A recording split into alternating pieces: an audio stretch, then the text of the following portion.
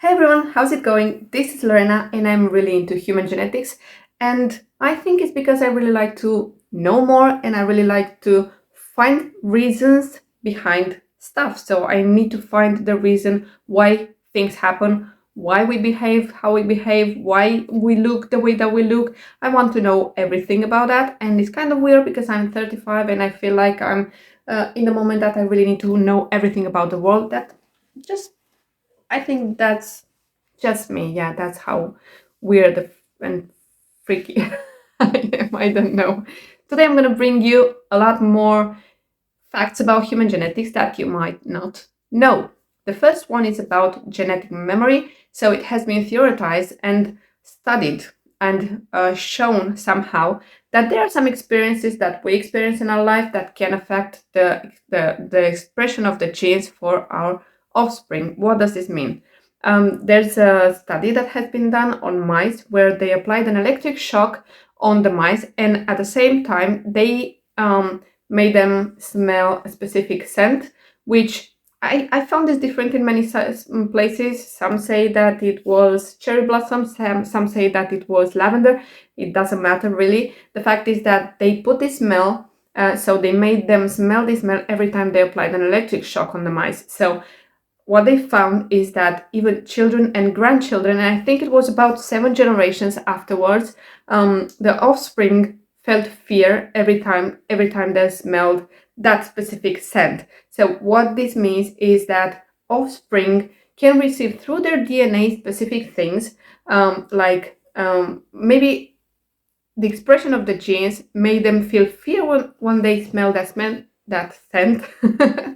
And that is very interesting. This opens door for studies for anxiety, for phobias, for example, and other kind of fears that we feel instinctually and we don't really know why. Because, for example, we haven't touched a spider in our lives, probably. We haven't been in an experience like a traumatic experience because of spiders, but some people, when they see spiders, they feel extremely intense fear. This can be one of those things. The second fact is going to blow your mind. Is not really the first part of it, which is the fact that humans and chimpanzees share 98% of their DNA, so it's the same, 98 of it. But the more interesting fact is that our second chromosomes, we have quite a few of these, but the second one, we have 23 pairs of chromosomes. The second chromosome from the humans is very similar to chromosome 2A and 2B from the chimpanzees.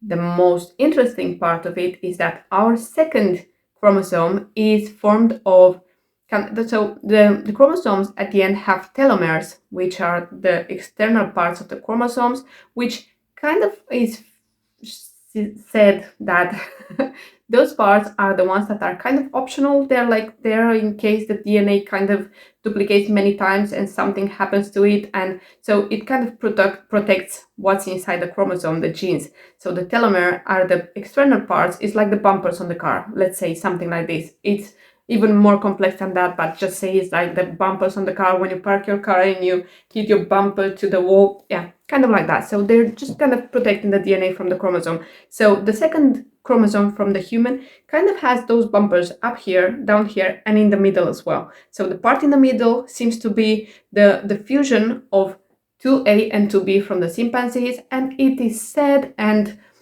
kind of theorized that that is the change that made us human or humanoids at that point in time. So it's even more complicated than this, but just let's leave it here. So this is 2A and 2B from the chimpanzees that in the humans are kind of 2. So this chromosome is like 2A plus 2B. So yeah, this is very fascinating for me. Another fact that is really interesting is the fact that our genetics change the way that you experience the taste. So the way that the food tastes for you is quite different from the way that food tastes for other people. That's why we have different tastes when it comes to food, is because we experience it differently, and this has to do with our genes as well. You might already know this one, but apparently every single person in the world has a specific DNA which is unique to it. Just like fingerprints, you have a DNA that no one else has it, except for twins, which is more interesting. And I didn't write it down here. I don't know why, because I have my list of facts here. I didn't write it there, but apparently, twins, like identical twins, share the 100% of their DNA. What is not shown there is the epigenetics, or the fact that some genes are activated or deactivated, and these have to do with many things like behavior, the way that some kind of things kind of are a bit different, like the personality of the two twins and other kind of stuff.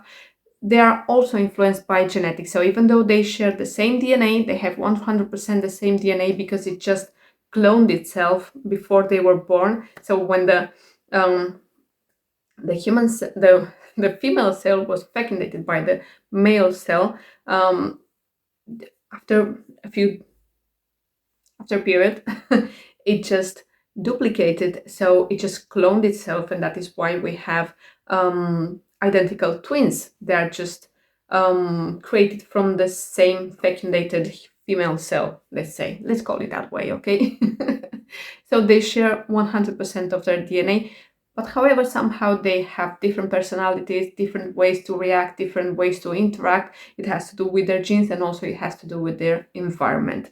So yeah, you have kind of a DNA fingerprint, let's say. What I'm going to share now is kind of new to the market, let's say. It's been appearing more and more in the last years, and probably some people already use this. I'm not really sure. I don't really know. I'm talking about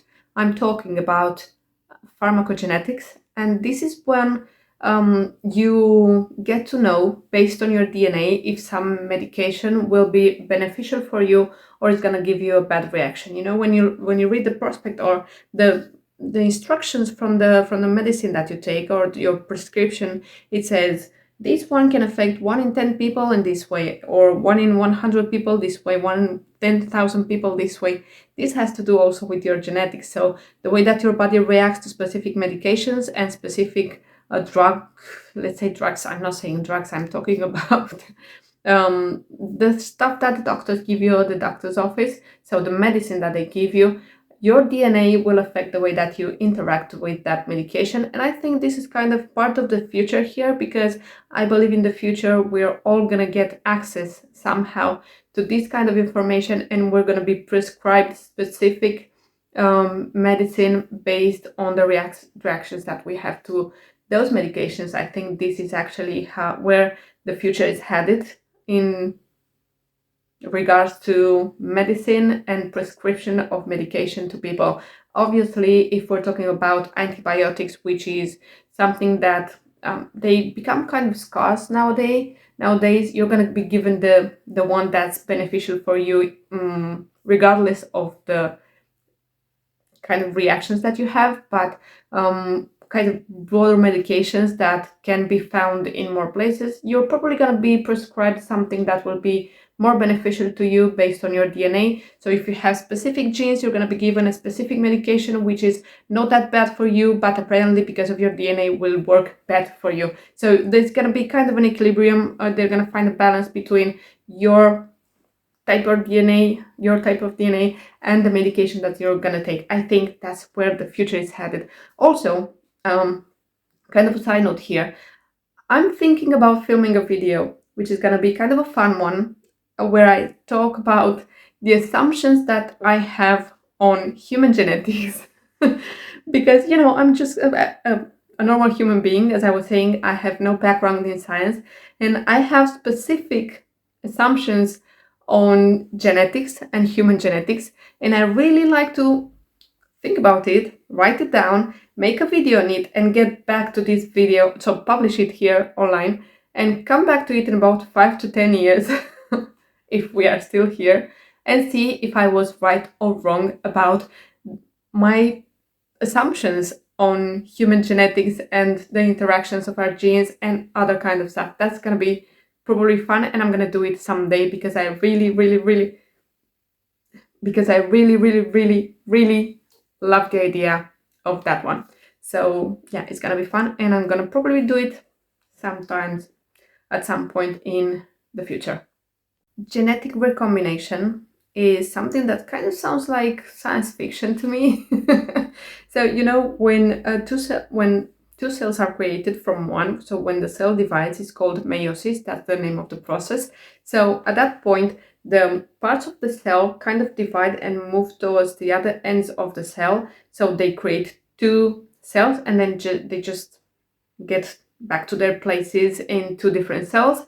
So they come from here, they just divide, turn into two, go to the sides of the cell, and then the cell divides, and you have two different cells. So when that happens, sometimes some of the parts of the genes kind of shuffle around a bit, and they get to a different place than the place that they were first in. Like, for example, imagine a lot of people, like, when you get from the plane to the airport and you go in a shuttle bus or a bus that takes you from that place to another. So when you get inside of the bus, you enter in a specific order, right? So the bus is extremely full, and then when you get down from the bus, people get down from the bus in a different order, and they're supposed to go to a specific place. So they come from one place, they go to another place, and they have to find their place in the other place. You know what I mean? Like, for example, you have 30 kids in one class. You go outside and then you come back to the class, and the kids just shuffle around and find their places. Maybe they don't find their specific place right then, so they just sit right next to that place because that's the closest to where they were before. That's kind of like explaining a bit how this is, and this kind of makes up for genetic variation or genetic diversity for people when these kind of move around. I'm not sure if I'm explaining this correctly, but it is called genetic recombination, and it is supposedly something that does well for your genetic diversity. This next one is kind of a basic one, and it's about the genetic determination of the sex of the offspring or the child. So you know that the females have XX chromosomes, which is the female chromosome or chromosomes, and male have the Y chromosome, which is the one that gives them the male part, let's say. So the female chromosomes are XX and the male chromosomes are XY. So I think the Y chromosome for the male is the one that has all of the information that is different in the case of the male, like the reproduction system and stuff like that. It's just in there in the Y chromosome, which is kind of shorter and smaller than the X chromosome, which has to bring kind of everything about how you kind of make a baby out of nowhere. this is a joke, so this is not serious, but a female has to kind of raise a baby from a little cell, one cell, and has to turn it into a human being and bring life to the earth. So the X chromosome is kind of extremely packed with information and stuff like that, while the Y chromosome kind of has the specific information that makes a male, let's say. This is gonna be one difficult to pronounce for me. Chimerism. Chimerism is when an individual has two different sets of chromosomes or genes. You might have seen the news about the human monkey chimera, which is kind of a monkey that has fluorescent parts. It was shown like a photo of a baby monkey with the fingers that were kind of gray. I think you might have seen that news very recently, I think. That's when they combined the monkey DNA with human DNA. So that's when two fertilized eggs fuse together during reproduction, or when the egg is developing or something like that. So that is called chimerism, and it's not very usual, actually. It's not very normal for that to happen naturally, I think. I might have mentioned in one of my last videos that some parts of our DNA, I think in my last video about genetic facts, I talked about areas that are void of genes, or areas from our DNA that are empty and they are still there and we don't know why. They're just hanging there, parts of our DNA that is empty of genes, because probably there were some genes there that kind of disappeared or moved to another place. They just found a better life somewhere else. I don't know. Something similar to this, but in an opposite way, is when a gene is kind of duplicating itself. I think, so this is a personal opinion, I haven't read about this or thought about this much, this is just instantly coming to my mind. I think this is when some specific genes are probably good for you, so evolutionary, that is good for you to have more of that. Like, for example, I can think right now about lactose intolerance and how the European people kind of developed evolutionary the resistance to lactase, which is the protein from the milk that some people are intolerant to. So for the Europeans, probably at some point in history, it was evolutionary beneficial for them to be able to consume milk further from the 2 or 3 years that normally mammals, like humans, drink milk in their first years of life. So I'm thinking that probably if we had that written in our genes and it was good for us, probably we duplicated or triplicated or made more of those genes for our body to be able to accept even more of that lactase. Probably this is just me assuming things, but I think that's how it works probably. So gene duplications is when a gene gets duplicated and probably placed in one of those void places, because you have to put some or one of those genes, like, you know, like when, I don't know, you make a new house for your kids and make them live there when they grow older because they want to move away, so you put them in a house that you've built for them. That's kind of the duplication of your DNA, and the DNA just goes there to hang around and do stuff for you. Also, in one of my videos, I think I talked about how sometimes our body adapts to specific things, and I have probably mentioned, or if I haven't mentioned, I will probably mention it at some point, the fact that some people are able to stay down in the water for longer because they developed genes for that. So evolutionary, they are somehow built for them to, I don't know if they have bigger something, the pulmonary area or something. The thing is that people that live in higher altitudes, like up on the mountains, and that kind of people, like villages or tribes, nowadays we don't really speak about tribes, and normally people move around a bit more due to globalization and the fact that we have access to transportation and stuff like that. But there were tribes and people that lived up on the mountains for many years, like hundreds of years or thousands of years, maybe, probably, I don't know. Let's say.